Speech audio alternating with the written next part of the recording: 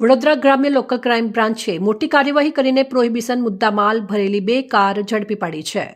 ડભોઈ નજીકથી પોલીસે ભારતીય બનાવટના વિદેશી દારૂનો જથ્થા સાથે 3 આરોપીઓને પકડી પાડ્યા છે.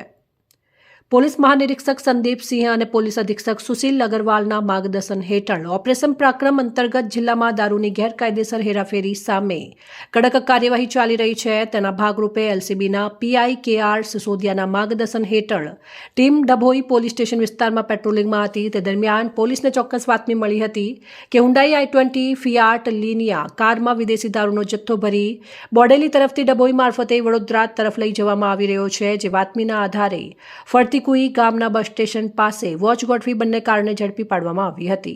હુન્ડાઈ i20 કારમાંથી 23 પેટી દારૂ, 792 બિયર ટીન, મોબાઈલ અને રોકડ મળી કુલ અંદાજે 7.34 લાખનો રૂપિયાનો મુદ્દામાલ કબજે કરવામાં આવ્યો હતો.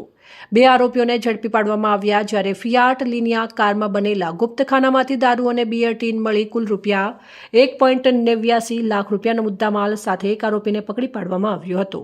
પોલીસે કુલ 3 આરોપીઓને ઝડપી પાડી ડભોઈ પોલીસ સ્ટેશનમાં પ્રોહિબિશનનો ગુનો નોંધાવી આગળની કાર્યવાહી હાથ ધરી છે. Report Pravin Vasava, Pradeep Tantral, news Vadodara.